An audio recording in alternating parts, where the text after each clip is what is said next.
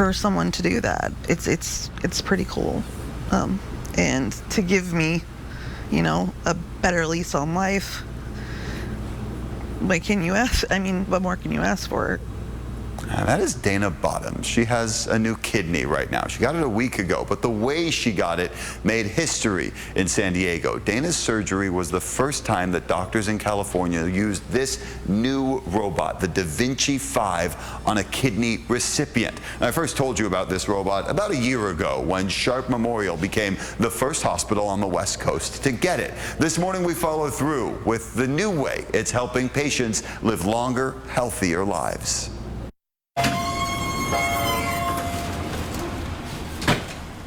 This ride through Sharp Memorial, Can't believe it's actually here. is one that Dana Bottoms has waited on for 4 years. I am having a kidney transplant.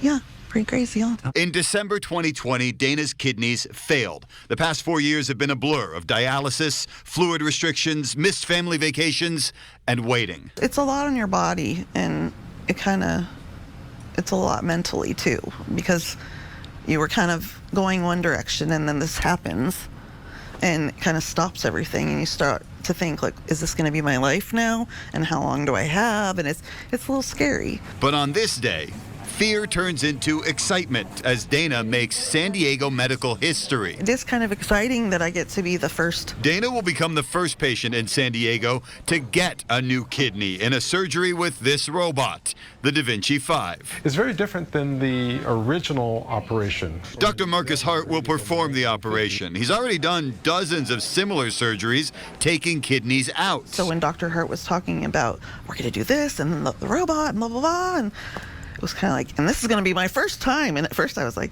oh, your first time? Great.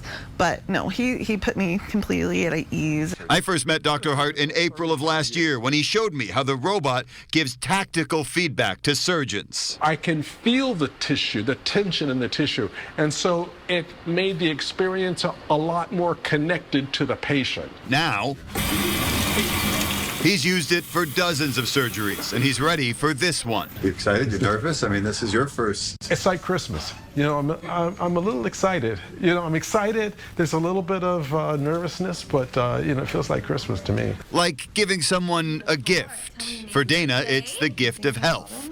It's also the second big gift she's gotten this year. The first came a few months ago. You know March 12th, right? That's Dana's ex-husband, Damon, breaking the news. So March 12th is the day that we have surgery scheduled for Dana to get her kidney. Oh. And that he is the donor. So I've been cleared, approved, everything's good. 9 a.m. March 12th. I can't say that I'm that surprised. He would pretty much do anything for me, and he's an amazing guy. So, yeah, it's just awesome that he would do that. Dana and Damon separated in 2010, but stayed close. Just made it a point to be good to each other for the kids and to remain a family. Now she's getting something that puts Till Death Do Us Part in a new perspective. That he would do this for me really is pretty, it's amazing. It's amazing. It's so humbling. But it's also news worth sharing.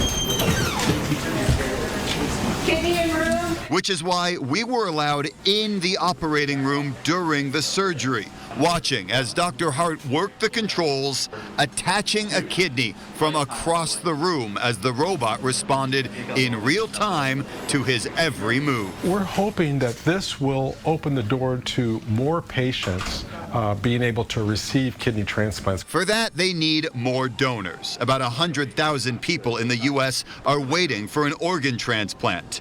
Dana hopes her little piece of medical history and her ex-husband's example can inspire others to give. For me personally, knowing that there's a group of people out there that are doing something like this, and I think that people would probably maybe be more apt to help out or even just be tested, look into it, if they knew a little bit more about what went into it, what it could do for a person. And one of the cool things about the robot that helps with these kinds of surgeries, the incision's a lot smaller, so people usually would have to lose a lot of weight if they have a high BMI before a surgery like this. They don't have to anymore, so it opens this up to more people to get transplants. And I checked with Dr. Hart. He told me Dana and Damon are both doing fine. I'm going to try and check in with them in a few more days, give them some time to recover from the surgery. That's just, I mean, it's so amazing, the technology, because I remember the first story that you did, and just to kind of see this process all the way through. Well, and who knows Incredible. where it goes from here as they get more adept at using that robot. Oh, great story.